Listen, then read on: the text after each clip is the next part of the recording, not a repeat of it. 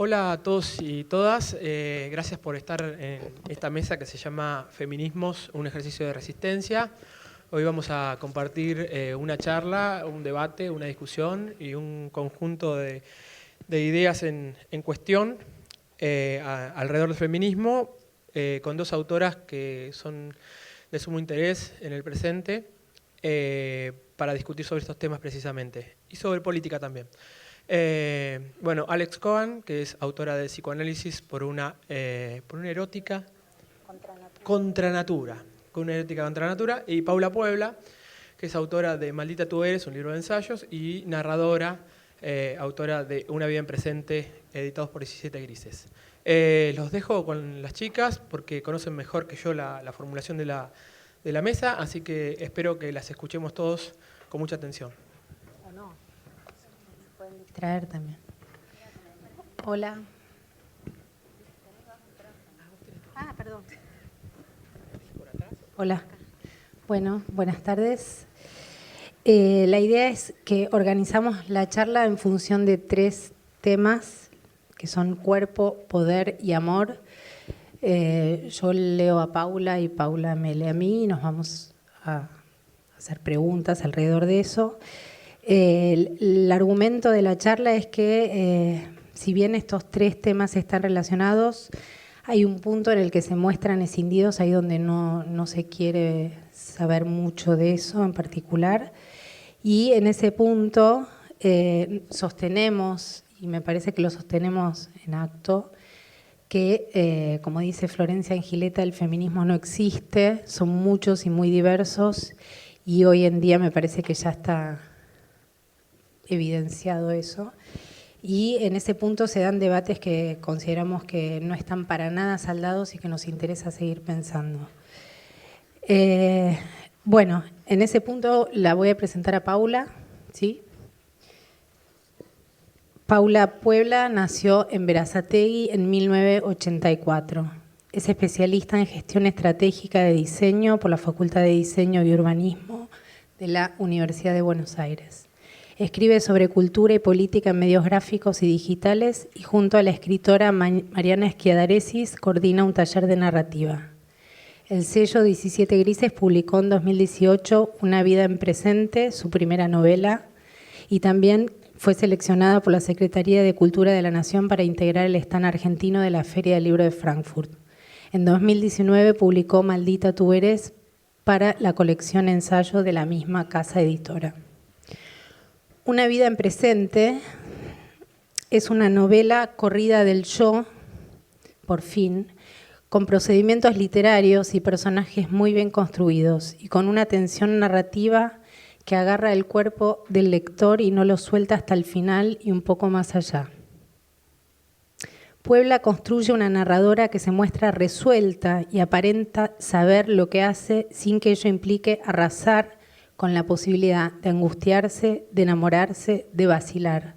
O quizá por eso mismo, se angustia, se enamora, vacila. Maldita tú eres es un conjunto de ensayos con el que nos mueve del confort, despertándonos con una lucidez poco habitual. Paula Puebla ensaya lecturas acerca de los modos en que el sentido común produce discursos aplastantes sobre el sexo, el amor, la tecnología y la cultura de masas. Puebla nos hace vacilar ahí donde creíamos que lo teníamos todo pensado. Nos sorprende por cómo maniobra con los materiales con los que muchas veces pensábamos que no teníamos nada que hacer, que ver, que oír. Desde una lectura política, siempre política, Puebla, como señala Agustina González Carman, interpela al lector a partir de la formulación de las preguntas correctas. Su agudeza es un filo que corta, disecciona, escinde la masa de sentidos que se nos viene encima, esa que nos agobia y permite que entre el aire ahí donde nos ahogábamos, ahí donde nos aturdíamos. Paula Puebla es una de las personas con las que suelo pensar, es una de las personas con las que me gusta pensar. Así que voy a... No, de nada. Un montón, dijo. Ahora me toca presentarla a Alexandra a mí. Alexandra Cohen nació en la ciudad de Mar del Plata en el año 1971. acaba de publicar el libro digital Psicoanálisis por una erótica contra natura en Indie Libros. En el comienzo, casi como una señal o como un subrayado, como una advertencia, se consigna que estos son tiempos en los que impera la certeza. Cohen se para desde su disciplina, que es el psicoanálisis, para aproximarse a ciertos temas que signan nuestra actualidad. No lo hace con verdades, con más certezas. No lo hace con soberbia, tampoco con altruismo, con condescendencia. No aborda el ideario feminista para explicarlo, para justificarlo o para simplemente polemizarlo, sino para abrirlo a otro tipo de lectura u otros tipos de lectura, que le opongan resistencia al puñado de certezas, de verdades que dominan estas décadas de robustecido liberalismo. Alexandra Cohen nos recuerda, nos sugiere, que es la duda el insumo primario de una existencia desinhibida, libre, liberada o en libertad. No la duda como paralizante, o quizá, tal vez sí, sino duda en su sentido emancipatorio, el no saber como forma de resistencia. ¿Resistencia a qué? A todo lo que tenga el propósito, la voluntad, la determinación de imponernos su pequeño o gran aparato de verdad. Por eso Alexandra no habla, dialoga, no solo piensa, reflexiona, no solo escribe, interviene, no afirma, cuestiona, pregunta y se pregunta. Porque parte importante de su saber es saber que no sabe, entonces desde ahí lee, aprende. Alexandra no pelea, discute, no impone, sugiere, no excusa, argumenta. No es políticamente incorrecta, es política. Cada tanto me encuentro diciendo que aquello que no duda firma su propia sentencia de muerte. Cohen, a través de sus palabras, propone un ejercicio para sobrevivir en tiempos hostiles para el pensamiento, el sentimiento y el deseo. Además de psicoanalista, Cohen es docente regular de la Cátedra 2 de Psicoanálisis, Escuela Francesa, de la Facultad de Psicología de la Universidad de Buenos Aires. Es magíster en estudios literarios por la Facultad de Filosofía y Letras de la UBA. Integra el grupo de investigación y lectura Psicoanálisis Zona Franca. Colabora habitualmente en Revista Polvo, Revista Invisibles y otros medios. Colaboró en Feminismos, de Leticia Martín, editado por Letras del Sur en 2017, y coordina diversos grupos de lectura. Bueno, gracias. También. ¿Te pregunto? Dale. Bueno. Entonces vamos a pensar un poco la cuestión del cuerpo, y lo que quiero preguntarle a Paula es que en una época signada por el rechazo a la angustia y al sufrimiento, en una época en la que hay un imperio de las certezas, en que nadie quiere saber acerca del cuerpo y sus agujeros, vos señalás, Paula, en el prólogo de tu último libro, en Maldita tú eres, lo siguiente: lo que hay en este libro es angustia, la angustia que produce la inquietud, la angustia que siempre trae adjunta la duda. Y no dejas afuera la incomodidad, no solo la que suscitan tus textos, sino la tuya. ¿Qué pensás de esa certeza que por serlo siempre es cómoda, que se solidificó en forma de mi cuerpo es mío?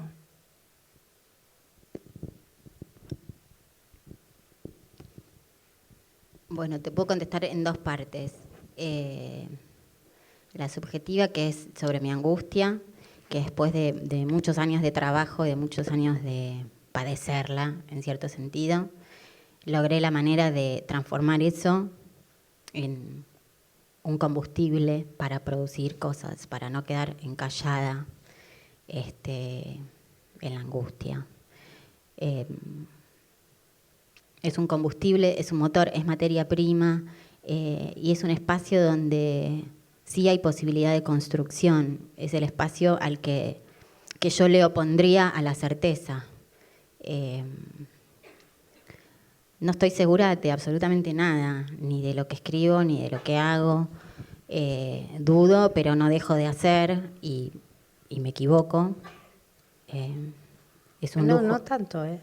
La novela no es muy equívoca, es muy buena.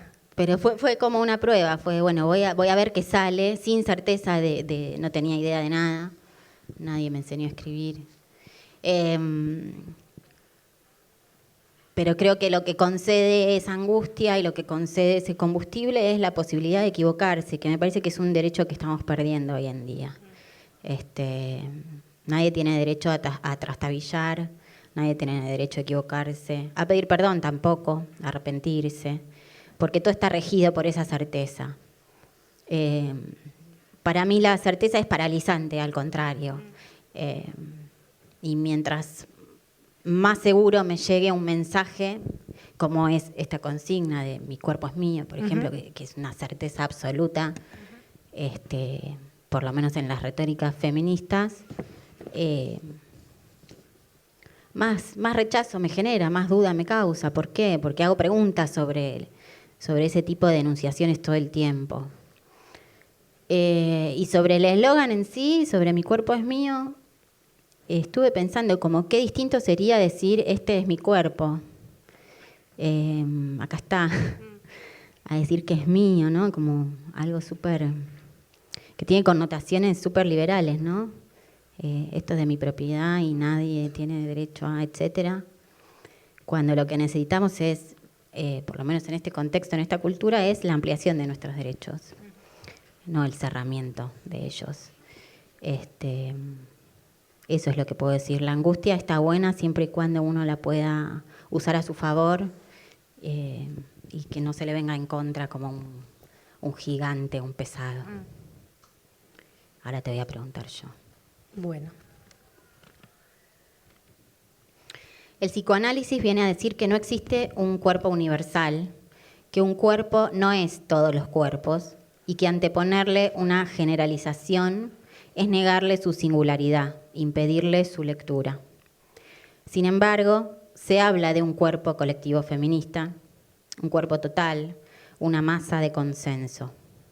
Ahora bien, si también las personas, los sujetos, estamos enfermos del lenguaje, te quería preguntar por la lengua y la retórica feminista.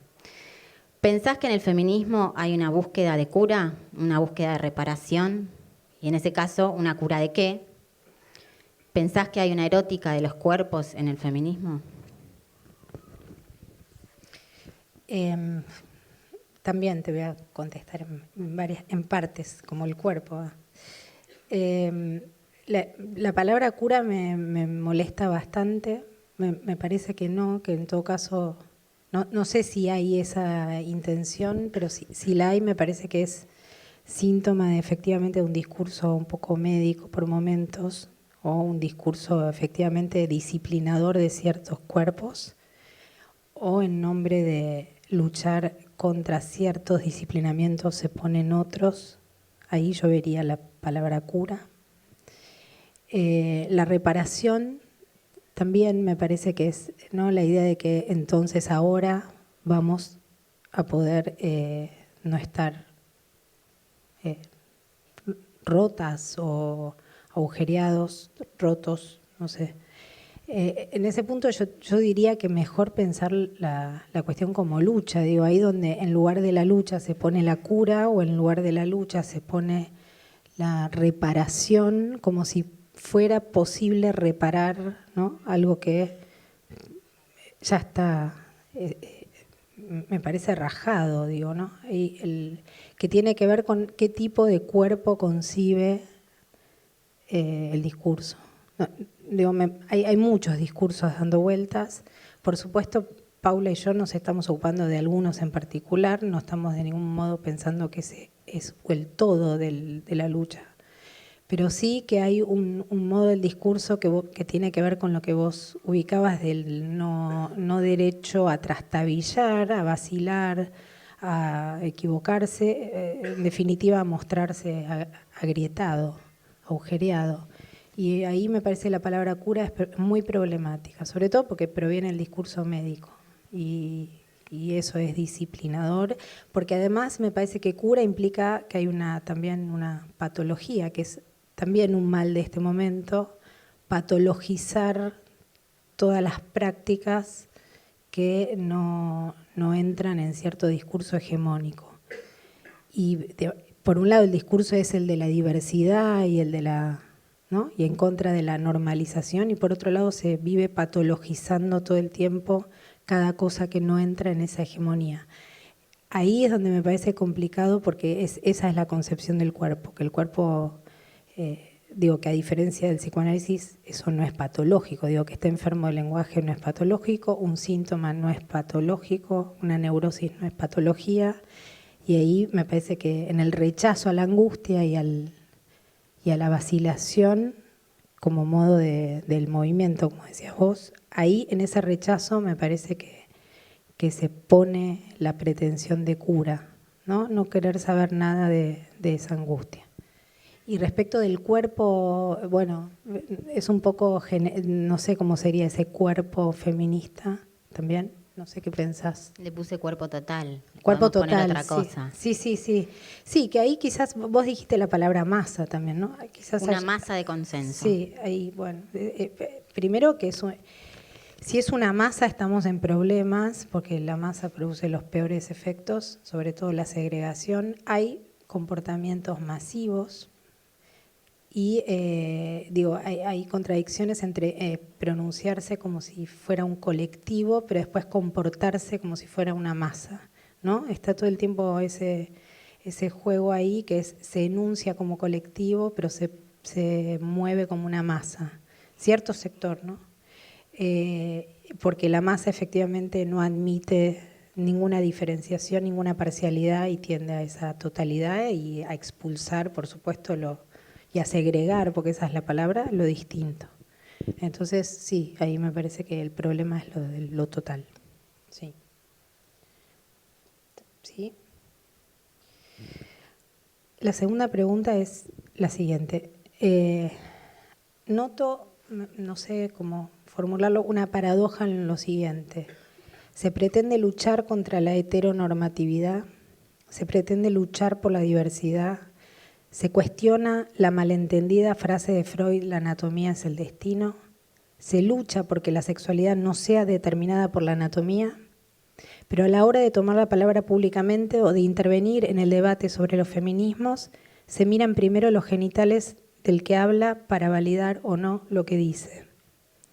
La genitalización de las reivindicaciones pone por delante el cuerpo biológico y los genitales pasan a ser la nueva autoridad.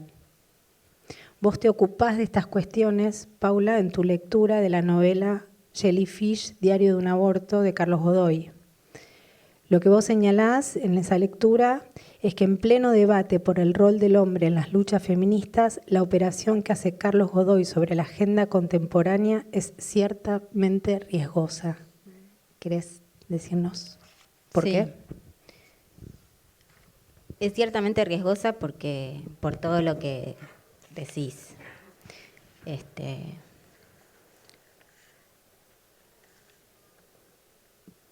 Pese al trabajo, pese a las décadas de lucha en la que se ha tratado de escindir los sentidos, volvimos a mirar los genitales. Tenés vagina, está bien, tenés pito, está mal. Y lo que viene a demostrar, el problema con Jellyfish, yo no sé si ustedes la leyeron, es la última novela de Carlos Godoy, un escritor cordobés, que publicó el 8 de marzo, salió su novela a la venta, el Día de la Mujer. Es la historia de una chica que se llama Dora Jackie, que tiene 19 años y queda embarazada y se va a practicar un aborto clandestino, como todos los abortos de este país. Construye una voz en una primera persona maravillosa, con un verosímil que realmente te pone los pelos de punta, con una sintomatología escrita con un talento pocas veces visto. Y sin embargo, ese libro fue, no quiero usar la palabra sabotaje porque me parece un poco paranoide, pero fue expulsado de alguna manera de los libros que hay que leer. Está bueno hablar de este tema ahora que estamos en la feria de editores, porque hay mucha gente acá que es muy lectora y hay mucha gente que escribe también, hay muchos que publican. Y Jellyfish viene a comprobar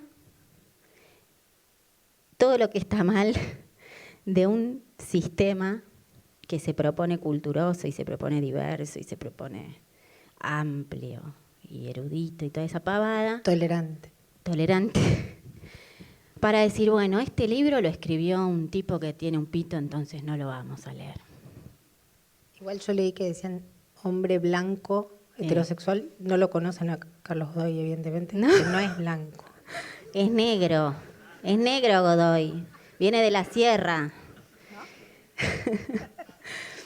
Bueno, el libro no se leyó prácticamente. Las periodistas culturales y los periodistas culturales hicieron bastante los boludos, no lo reseñaron, no lo recomendaron. Y lamentablemente este es un universo donde se dan pequeñas glorias, pero también donde esas pequeñas glorias conviven con las grandes miserias. Y las camarillas influencers de lecturas y qué sé yo, sentaron su posición y dijeron que bueno, que el libro de Jellyfish, que el libro de Godoy no iba a ser leído, no iba a ser reseñado, antes quizá de haberlo leído, porque no creo que nadie se haya tomado el trabajo verdadero de leerlo y dejarse sorprender.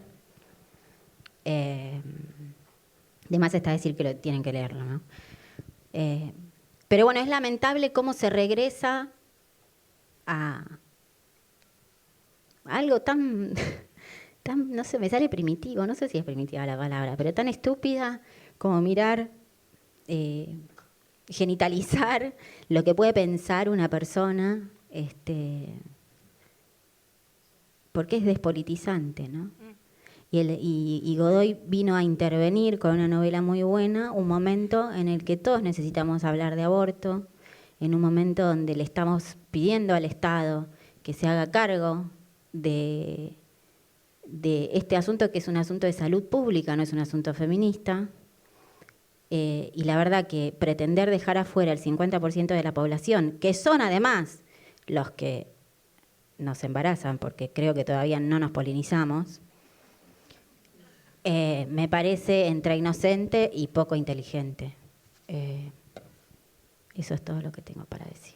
Sí, yo pensaba que había un doble gesto ahí, que es, primero porque me parece también complicado que se arrasa con la ficción, ¿no? Con la verdad que puede desprenderse de una ficción, porque hoy en día todo se lee como si fuera no ficción, como si fuera expresión del autor. Entonces hay un doble gesto que es, primero, subsumir el narrador en el autor, primera cuestión, y segunda cuestión, pretender que los genitales del narrador coincidan con los genitales del autor. Y ahí en ese punto efectivamente se pierde un montón y se pierde la potencia de la verdad de la ficción, porque como dice Paula, es una novela tremenda, es muy perfecta en ese punto porque es un diario y es realmente... funciona casi como un testimonio. Sí, y está bueno, si uno está aburrido, jugar al contrafáctico con ese libro. Yo a veces lo hago, digo, uy, ¿qué hubiera pasado si este libro no lo firmaba Carlos Godoy, lo firmaba Carlota Godoy? O cualquiera de las autoras que conocemos. Hubiera sido un hit, chicos, increíble, pero bueno, no lo fue. Hace poco entrevistaron a nuestra querida María Moreno para la tercera de Chile. Cuando Gonzalo León la interpela sobre el movimiento Ni Una Menos y Me Too, por supuesto que María deja muy, muy en claro su posición. Y se enoja un poco con Catherine Millet, la crítica de arte francesa que estuvo en la apertura del FILBA este año, ¿no? O me equivoqué, el año pasado. Le reprochó no estar al tanto de lo que estaba pasando con los feminismos a nivel local. Y argumenta que cómo va a venir esta mujer del primer mundo hablando de puritanismo si una de las consignas de Ni Una Menos es nos mueve el deseo. Ahora bien, desde tu óptica, Alexandra, Sí. ¿cómo ves que opera el sentido hegemónico feminista sobre el deseo? ¿Qué rol ocupa el deseo en el paradigma feminista? Y quiero preguntarte si juega el deseo en contra de la causa, en contra de la lucha, o en cambio es un componente crucial y fundamental de la pancarta y de su política, como dice María Moreno. Lo primero que tendría para decir es que obviamente Me Too no es lo mismo que Ni Una Menos, ¿no? Y Ni Una Menos tampoco es lo mismo que Ni Una Menos 2015, no sé, digo, me parece que también, digo, a veces Ni Una Menos se usa para generalizar, ¿no?, el movimiento Sí. feminista. En relación al Me Too sí me parece que es puritano, sí. La prueba estuvo en la contraposición con las actrices francesas que salieron Sí. a responder. Sí, me parece que hay.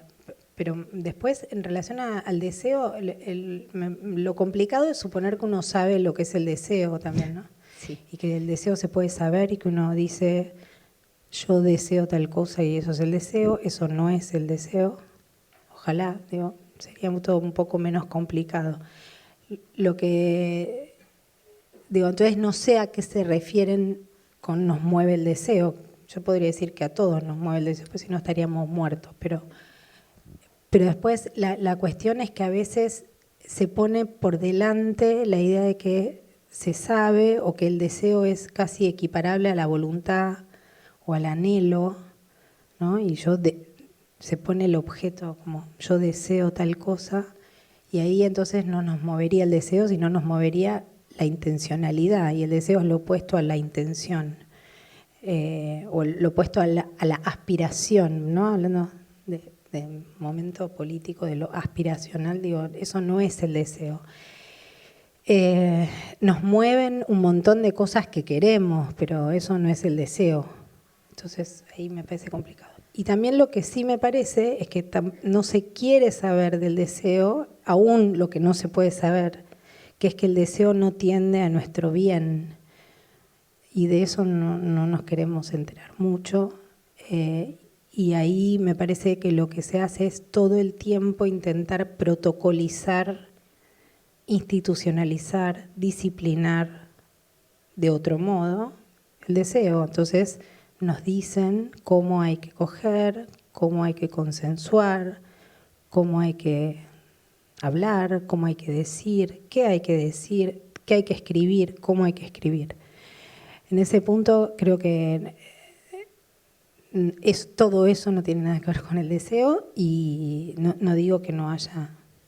Pero bueno, igual lo complicado también es no solo la generalización, sino otra vez suponer que hay un deseo, y el deseo que aglutina, como vos decías al principio, un consenso generalizado, ¿no? Porque, y vos también lo señalas, una cosa es ir a pedirle al Estado cosas y otra cosa es intentar legislar los cuerpos de nuestros pares.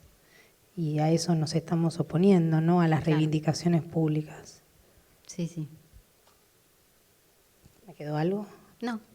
Yo. Bueno.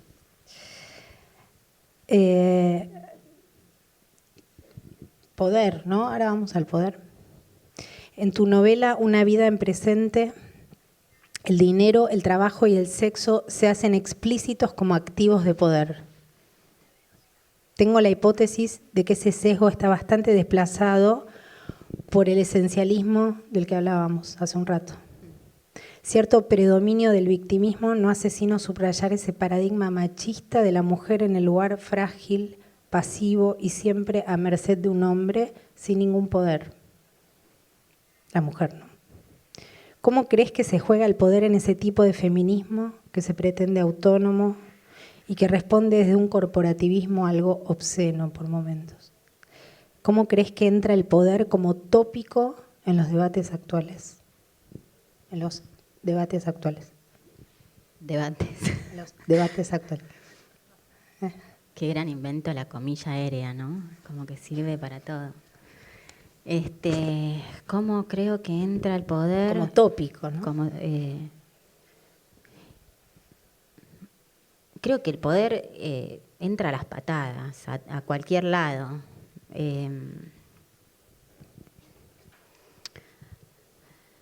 Hay una especie de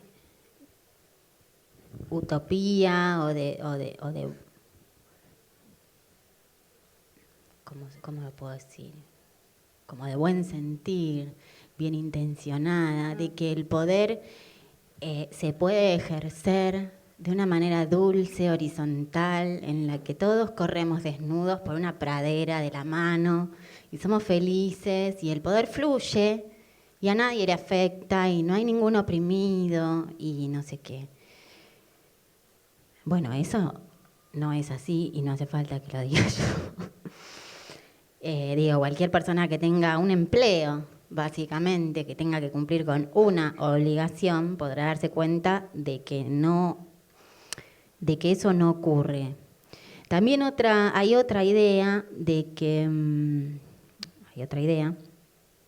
en la que el poder y la tiranía están muy pegaditas, ¿no?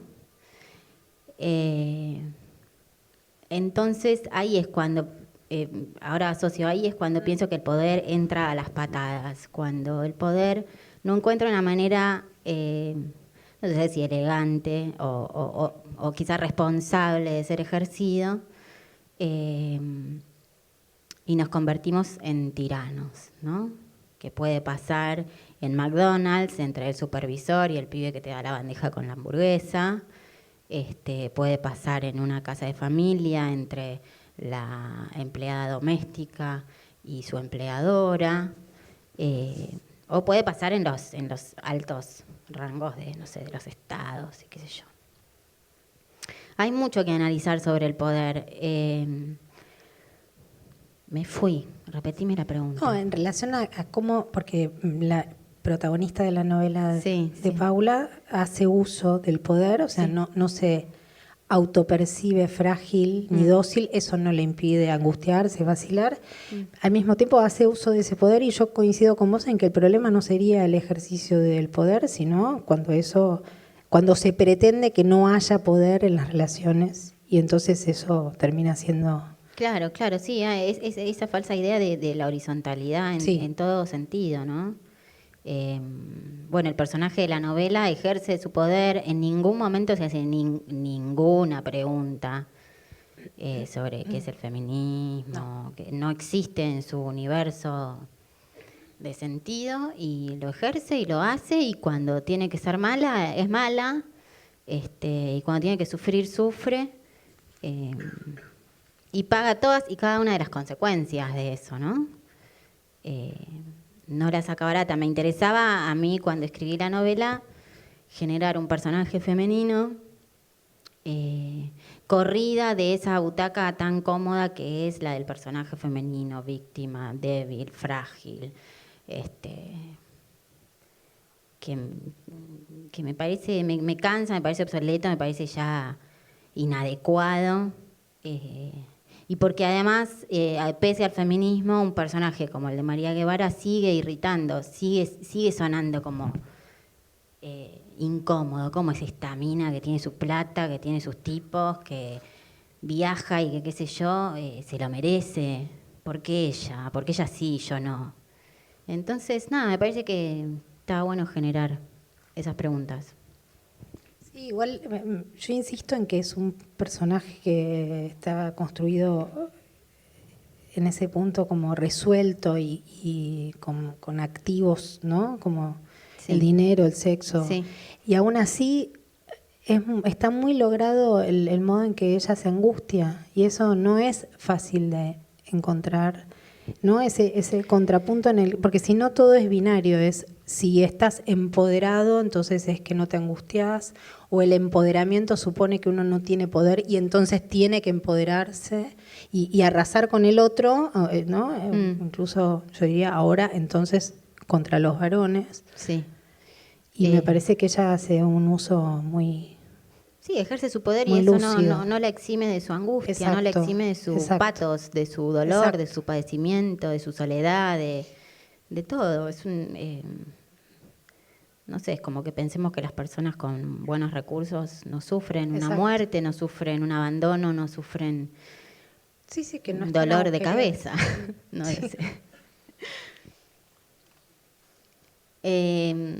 Bueno, una de las cosas que más me gustó leer y aprender a través de la lectura de tu publicación fue sobre la inhibición.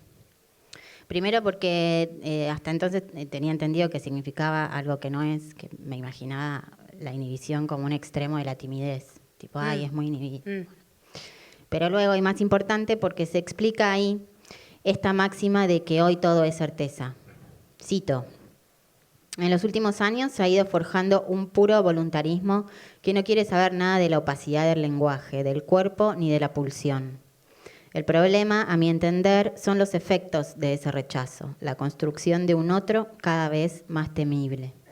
Y vuelvo a citar: aquello que se rechaza en lo propio retorna como ajenidad.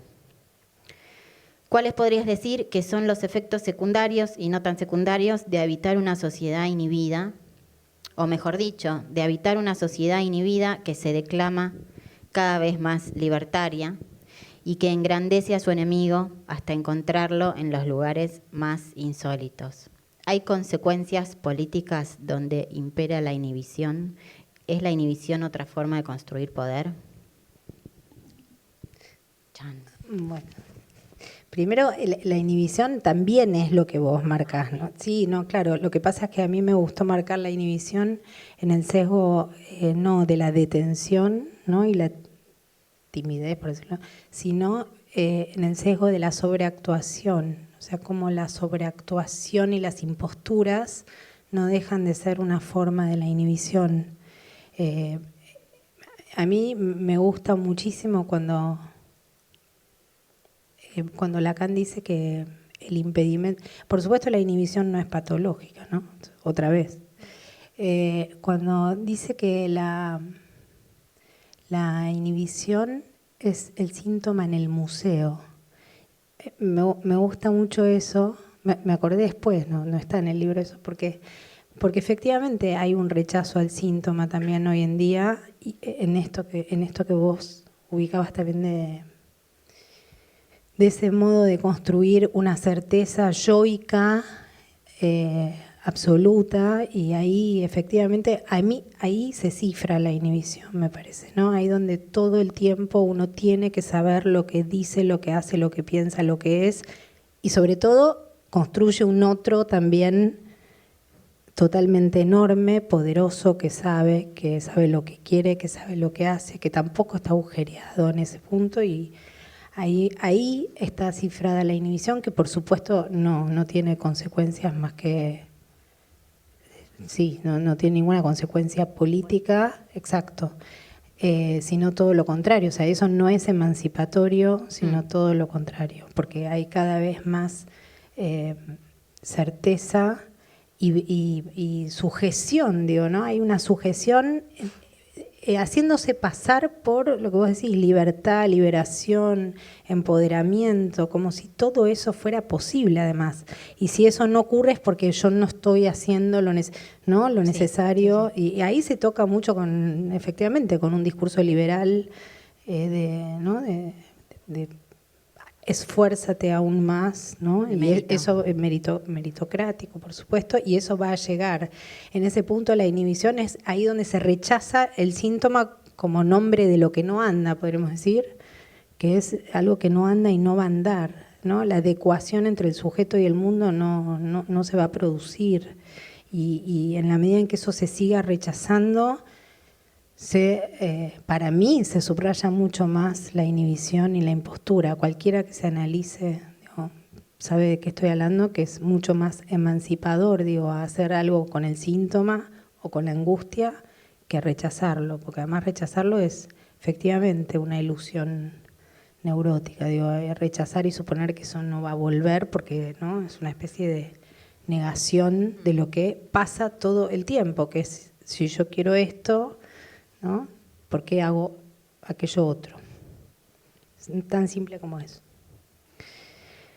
Bueno, recientemente Beatriz Arlo, que va a estar acá después, dijo en una entrevista: me sentí siempre completamente igual y con las mismas fuerzas de quien fuere, perteneciera al género que fuere. La suerte me llevó a participar en la dirección de una revista política, después en el consejo de dirección de la revista Los Libros y después a fundar nuestra propia revista. Por lo tanto, nunca me sentí en un lugar subordinado. Más bien podría ser la mandona del espacio. También habló del ejercicio de su feminismo a la hora de no tener hijos. Es una de las tantas mujeres que no necesita declamar su poder ni su ser feminista, sino ejercerlo simplemente. También te ocupás, vos, Paula, de la diferencia entre el ejercicio del feminismo o de las prácticas feministas y las declamaciones en tu ensayo sobre Moria Kazan. Es muy bueno ese ensayo. Es decir, un feminismo concebido a partir de las prácticas más que a partir de las declamaciones que, por ser tan sobreactuadas, por momentos llaman la atención, por ser tan subrayadas. ¿Cómo pensar esa dimensión del ejercicio del poder, que no tiene que ver con el empoderamiento, en este punto donde se produce esa declamación permanentemente, ¿no? Hay una cosita más, ¿no? Que es, todo el mundo es feminista, ¿no? Todo el mundo dice feminista. Además, todo el mundo cree que todo el mundo es feminista. Sí. Está en todas las biografías de Twitter y, no sé, el estado de WhatsApp por ahí también. Tipo, ¿qué estás haciendo? ¿Qué estás haciendo? Feminista. Sí. Raro. Qué grande Moria Kazan. Hace poco la agarraron para la chacota, pobre. Bueno, de pobre no tiene un pelo. Pero le dijeron que ella no era feminista, que atrasaba. Y bueno, Moria se despachó. Pensar el feminismo en términos de 3 años, de 2015 a 2019, y bueno, creo que nadie pasaría el filtro feminista. Digamos, si tuviéramos que completar ese Excel imaginario en el que uno va tildando que sí, que no, y que al final te llega un resultado y te dice, lo lograste, sos feminista, o no lo lograste, morite. Moria no lo pasaría, pero porque... básicamente porque uno necesita de un contexto, ¿no? Y su praxis, su carrera, si uno lee su autobiografía, que es muy buena, o si la escucha hablar, o si más o menos tiene una referencia de cómo ha trabajado ella fue feminista. Y quizá, posiblemente, hasta hace un par de meses, un par de años, nunca esa palabra haya sido pronunciada de su boca. Ahora le piden a todo el mundo que se declare y que se declame. De inmediato surge un tema y uno enseguida tiene que tener una posición tomada clara, taxativa, mayoritaria, sobre X tema. No sé, ahora por ejemplo estamos empezando a pensar que cómo nos alimentamos, qué comemos, cómo se produce eso que comemos, y está perfecto. Pero ya hay que hacer una declaración y sentar una posición, y el otro día en la rural, y si vos no decís nada, entonces, bueno, pasa lo mismo con el feminismo. Y para una tipa como Moria, que fue la mina que hizo topless por primera vez en un teatro en Corrientes, la primera mina que se puso siliconas, la primera mina que no dejaba que hicieran chistes sobre su culo, sobre sus tetas, que pedía rematar ella los chistes, que hasta el momento remataba el capo cómico, que llevó a los políticos a la cama, lo metió a Altamira entre las sábanas en su programa a la cama con Moria, que tuvo una playa nudista. Lo están denunciando a Altamira por eso también. Pobre Ayer Altamira. leí un tuit que dijo Altamira que estuvo en la cama con Moria. Nosotros lo recibimos. Un cafecito con Altamira.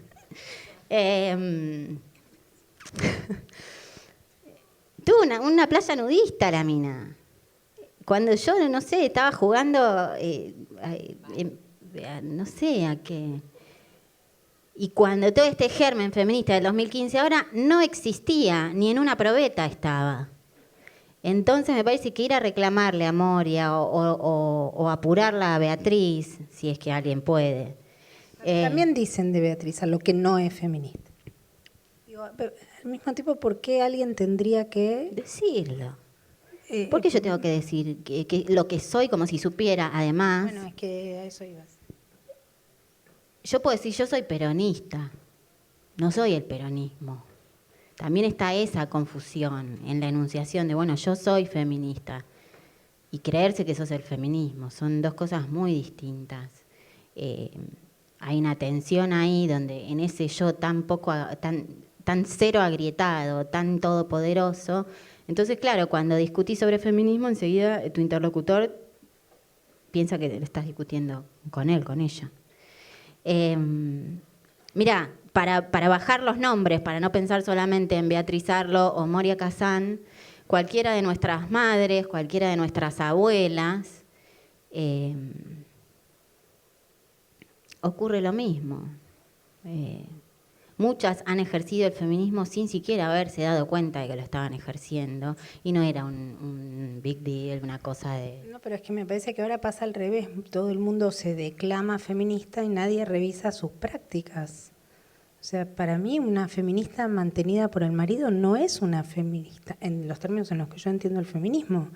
Digo, me parece que no se habla de la independencia económica de la mujer. Hay muchas mujeres que se dicen feministas y ni siquiera se preguntan. Digo, pero desde ahí levantan el dedo y señalan quién es feminista y quién no es feminista. Entonces me parece que el asunto no es, a mí no me desvela para nada, no me interesa. Sí me interesa revisar las prácticas. Sí. Las propias, la de los espacios que ocupo, la de los espacios de poder que ocupo, porque ocupo espacios de poder, digo, Sí. y me parece que a mí me interesa revisar eso, por eso el poder es una cuestión fundamental para pensar estas relaciones que parece que no entra como tópico en algunas que están segurísimas de ser feministas. Sí, cuando el feminismo es en definitiva una lucha por la redistribución de ese poder, que bueno, que siempre estuvo en manos de los hombres, digamos, la historia dicta que. Bueno, ahora me gustaría, este momento me encanta, me gustaría llevar un poco el tema del poder al terreno de lo virtual, terreno en el cual se dan muchas discusiones y donde, debido a las características propias, se dan con una gran carga de agresividad y de violencia. En lo personal, creo que es en las redes sociales donde la toma del poder, entre comillas, se da sin floreos justamente porque allí no hay ni cara ni cuerpo, hay enunciación, nuevamente certeza. ¿Cómo opera el brazo feminista en las redes y qué consecuencias advertís que tiene todo aquello cuando se recepta en el cuerpo? ¿Podemos todavía pensar que la vida analógica y la virtual son asuntos separados? No creo que podamos pensarlo por separado, por más que alguien decida que no tiene ninguna red social y no sea usuaria de las redes sociales, la vida analógica está afectada por la vida virtual y incluso siendo usuarios de las redes sociales, lo que pasa en las redes sociales toca lo real de los cuerpos. Digo, ¿no? Cuando Paula es linchada en Twitter, se angustia. Cuando yo soy linchada en Twitter, me angustio. Digo, y en ese punto, la turba de odio que hay por momentos, ¿no? Insisto, o como vos decías antes, bajo la apariencia de que somos tolerantes, diversos y buenos, y que el odio no nos concierne, y que el odio siempre está afuera, me parece que es muy, muy horrible. Es una obviedad que es horrible, pero sí digo, eso que pasa virtualmente tiene consecuencias en los cuerpos reales, a menos que uno sea un cínico, que no hay muchos cínicos en general de estos que... ¿Qué es un cínico? Me interesa No, ese eso. que puede levantar así y decir, ay, no te enganches, no pasa nada. No pasa nada, no, les aseguro que pasa. Y no es porque uno le da entidad al otro, sino porque el otro nos da entidad a nosotros y nos toma como objeto de su violencia. Yo no le doy entidad, pero no es agradable ser el objeto del odio de nadie, menos de una masa enardecida de gente. Está bien, uno puede silenciar, no mirar, no leer, pero no está por fuera de eso. Eso no queda encapsulado en el teléfono que uno apaga, no tiene consecuencias afuera. El poder me parece que, bueno, es el poder de la masa. No sé, que habría que interrogar qué clase de poder es ese, que es el poder de segregar. ¿Qué más? ¿Vamos al amor? Vamos pues al amor. Nos queda poco tiempo, ¿no? Sí. Bueno, en tu ensayo sobre la serie de Luis Miguel, llamado El retorno de lo reprimido, señalás: dicen que el amor romántico es dañino y obsoleto, dicen que no hay que dejarse engañar, que amar y sufrir no deben ir de la mano, dicen que hay que eliminar las dependencias afectivas que solo nos demoran en el camino a la revolución, dicen que los celos no demuestran amor, sino que enmascaran un deseo violento de posesión, dicen que si cuestiona alguna de tus ideas te quiere adoctrinar. Lo oponen sin demasiado arte de magia, sigue Paula Puebla, al oxímoron del amor propio, ese arcón donde nacen los más salvajes poderes feministas. ¿Podrías desarrollar eso que vos muy bien definís como una ideología de lo imposible? Y después de este lúcido ensayo, ¿qué podrías decir hoy de por qué obtuvo tanta adhesión por parte de muchas que se dicen feministas esa serie que no hizo más que llevar al paroxismo el paradigma del amor romántico? Cuando hablo de ideología de lo imposible, escribí. Sí, y bueno, todo Qué amar cosa. sin sufrir. Qué bien, Qué ese está muy bien.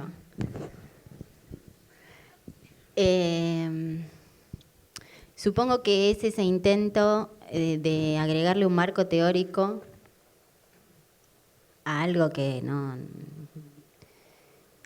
es susceptible de que tenga marco teórico. El amor. Si yo pregunto acá, ¿qué es el amor? ¿Alguien sabe? Posta pregunto. No. Bueno, yo tampoco. Estoy muy enamorada del hombre que está acá en segunda fila, pero no lo sé. Y me parece que él tampoco sabe. ¿Vos sabés? No. Entonces, ¿cómo pretendemos teorizar sobre aquello que nos ocurre, que nos toma, que nos hace caer en un agujero, que nos agujerea el cuerpo, que no entendemos qué nos pasa, que no sé qué, que se me acelera el corazón? Creo que a eso llamé como ideología de lo imposible, es querer buscarle un marco teórico y querer rebuscar sobre algo que no tiene nada que ver con la razón, que pasa por otro lado. Y creo que es una intención repetida sobre todo aquello que no podemos controlar. No, el amor es algo que nos pasa por arriba, no tenemos ningún tipo de dominio sobre eso, pero bueno, yo voy a encontrar la manera de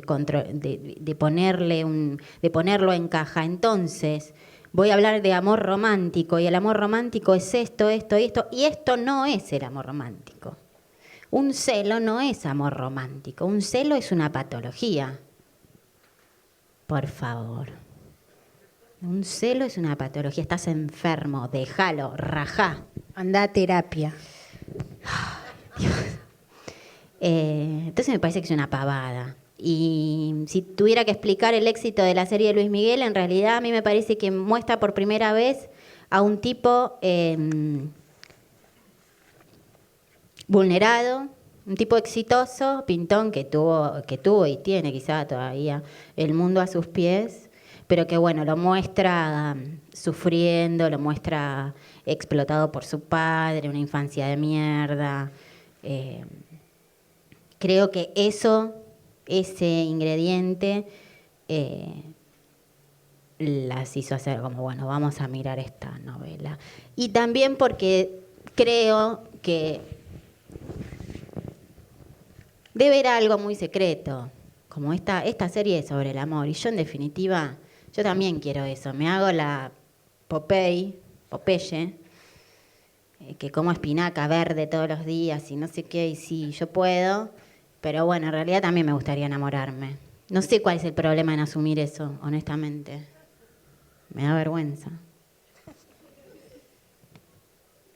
En Psicoanálisis, en tu última publicación, escribiste que el punto máximo del actual moralismo autoritario y disciplinador es sin dudas el que recae sobre Eros y que se considera el amor como objeto de administración y no como diferencia. Se construyó, mientras tanto, un concepto cerrado sobre lo que es y debería ser y no ser el amor. Mi pregunta es, ¿propone esta idea programada e idealizada del amor una nueva chance para la frustración? ¿Qué ocurre en una pareja, por ejemplo, que intenta constituirse cuando detecta que la praxis del amor no encaja en los nuevos parámetros socialmente aceptados, enumerados y descritos en la terminología del género? Sí, no, me parece que igual lo inasible del deseo y del amor y lo imposible de protocolizar insiste. A mí me parece que si estamos luchando contra el disciplinamiento de los cuerpos, una resistencia es luchar contra los nuevos modos del disciplinamiento del deseo y del cuerpo. Ahora, insisto, no por parte del poder, sino que también, que eso sigue funcionando, ¿no? Sino por parte de supuestos movimientos emancipatorios. Y me parece que no, que es una ilusión absolutamente, bueno, eso, suponer que ahora sí, porque sabemos, ¿no? Pues es una cuestión de información y de pedagogía. Todo el tiempo lo que se pretende es impartir una pedagogía y entonces ahora sí no vamos a sufrir por amor. Si sabemos, no vamos a sufrir. Me parece que es un problema además pensar todas las relaciones, y es algo que vengo observando, viendo, pensando, todas las relaciones están pensadas con la violencia en el horizonte. Ya no se puede más pensar una relación entre dos, que ya es de por sí bastante compleja, sin pensar que va a haber uno, que en general además es el varón, que va a ser violento y que si todavía no es violento ya va a hacerlo. Entonces todo el tiempo hay una amenaza y ya no se puede pensar más, bueno, ¿qué pasa, no? En el día a día, fue, vino, lo llamo, no lo llamo, me llama, no me llama, le digo, no le digo, es decir, el malentendido que atravesó todas las épocas y por suerte va a seguir subsistiendo porque es imposible de domesticar, porque el deseo no se deconstruye, porque el deseo no se domestica y porque el amor tampoco. Por esto mismo que vos decías, porque además, por supuesto, el gran rechazado es el inconsciente, ¿no? Porque alguien puede no analizarse, pero la vivencia del inconsciente es todos los días, ¿no? No hace falta ir a un análisis para advertir que uno no hace lo que quiere o cuando hace lo que quiere aún así se equivoca, ¿no? Se va para un lado, tenía que ir para el otro, se olvida de llamar, se queda dormido, bueno, eso que Freud llamó psicopatología de la vida cotidiana. Ahí me parece que la pretensión de que porque ahora sabemos, porque eso es una cuestión de información, bueno, para eso está la escuela, ¿no? Las instituciones de saber que nos bajan y nos llenan de pedagogía y de información. No es una cuestión de información, no es una cuestión de saber, es otra cosa. Entonces no, la frustración es ineluctable, me parece ahí. Sí. Bueno, la última pregunta es sobre tu ensayo que se llama La masacre de San Valentín. ¿Te acordás? No. Sí, sí. Yo te digo igual. Recorres el rechazo a la angustia del que habíamos hablado y del que venimos hablando, en este caso cifrado en la pretensión actual de que nada afecte demasiado, de que no haya lugar para la contingencia, y mostrás cómo la tecnología... Es medio que vas a contestar, nos preguntamos cosas parecidas porque pensamos alrededor de ciertos sentidos parecidos. Decís una demanda de vivencias perfectas y sin peligros y te preguntás, ¿es el romance lo que está muriendo o la resistencia a lo distinto la que crece sin piedad y nos vuelve idiotas? ¿Merecemos una tecnología que nos da todo y nos hace sentir cada vez menos? ¿Cómo crees entonces que Eros entra en las narrativas actuales de cierto sector del feminismo? No nos pasamos, las preguntas son parecidas, pero... Sí. ¿Cómo pienso que Eros entra en las narrativas de cierto feminismo? Sí, es...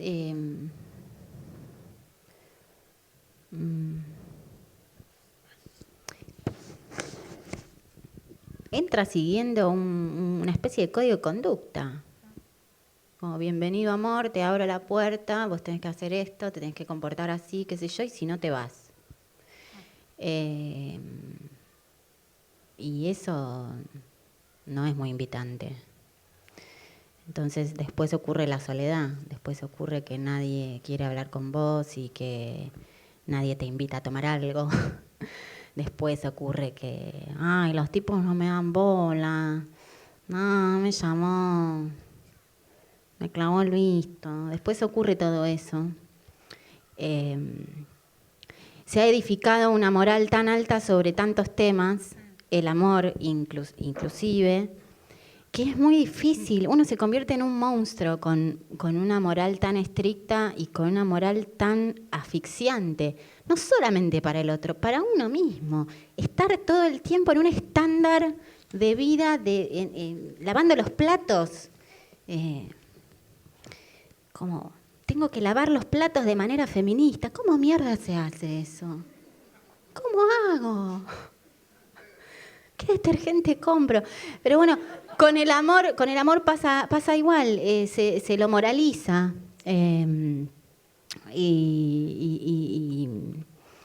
y se lo convierte en una doctrina. Entonces no hay espacio para nada, entonces no hay espacio para que entre otro realmente en mi vida, para que otro me devuelva un llamado y se sienta invitado a ser parte de mi vida, a pensar conmigo ciertas cosas o a acompañarme. Creo que en ese sentido está bueno claudicar y decir, bueno, yo voy a dejar esto de lado. No dejas de ser menos feminista por enamorarte. Eso está bueno decirlo. O menos persona. Te ocurren otras cosas, pero no dejas de ser una luchadora, una revolucionaria, lo que sea que se considere una feminista. No hay espacio para el otro. Y bueno, y ahí están las aplicaciones parasitas. Está todo ese artilugio con el que nos riega el capitalismo y nos dicen, vas a conseguir pareja. Entonces, con el dedo para allá y con el dedo para allá, nosotros lo vamos a hacer por vos. Pero bueno, si al final se trata todo sobre la moral, tampoco funciona esa operación. También acá la última, antes de que nos echen, te voy a hacer una pregunta que me hicieron a mí hace poco. ¿Cómo podrías describir ese lugar al que a una le ordenan que tiene que rajar al advertir un comportamiento fuera de los parámetros esperados? Por ejemplo, cuando alguien te dice, amiga, date cuenta, si un tipo te clava el visto, o si te cela, es un enfermo, rajá de ahí. ¿Cómo imaginás, cómo pensás que es ese lugar al que sí hay que ir y donde sí hay que permanecer? ¿Qué garantías nos da rajar de A hacia B? No sé, nunca tuve amigas así, me equivoqué, digo, por eso tuve 3 matrimonios, porque nunca nadie me dijo raja de ahí.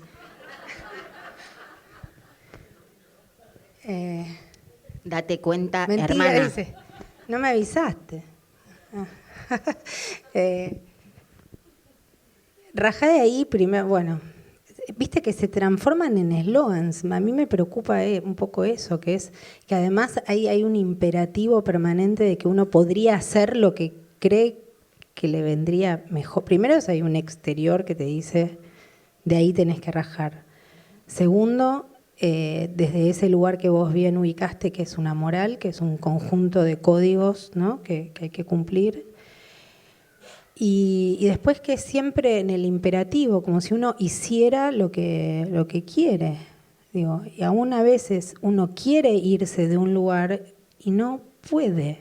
Y eso tampoco está permitido. ¿Por qué? Porque se avanza desde un lugar de voluntarismo que se choca de lleno y de frente con la imposibilidad, porque ¿no?, nadie hace lo que quiere. Y porque la pulsión, también el gran rechazo actual, no tiende al bienestar. Si no, nadie fumaría, no habría problemas de todo tipo. Nadie fuma porque no sabe que fumar hace mal. No es una cuestión de información, de hecho las campañas todas fracasaron. No es una cuestión de información. La pulsión no se puede domesticar con información. No se puede domesticar, pero y menos con información. El rajá de ahí es, sí, ¿a dónde? No sé, no hay lugar donde el amor no te raje o las relaciones no te rajen. Me parece que la cuestión principal es esa, que es suponer que hay un lugar en el que uno estaría a salvo de lo que sea. Yo diría sobre todo de uno mismo, o sea, no como uno estaría a salvo de uno mismo. No sé, porque el asunto es uno también en el rechazo a la otredad, como vos decías, hay también rechazo a lo otro que me constituye como sujeto, y ahí me parece que rechazar al otro también es rechazar cualquier cosa que nos interrogue o nos suscite algún tipo de pregunta. Así que no sé a dónde hay que rajar. Estamos No sí, sabemos, rajados. está bueno no saber. Bueno, tenemos unos minutos, por supuesto, para darles la palabra a ustedes. No, no tenemos minutos. ¿No Somos tenemos? democráticas, pero nos dicen que no. Esto no estuvo preparado. No. Bueno, queríamos agradecerles por haber venido, haber escuchado y con risas y buena onda. Y esperamos. Para aplaudir, sí. Tirar flores y aplaudir, obvio que sí.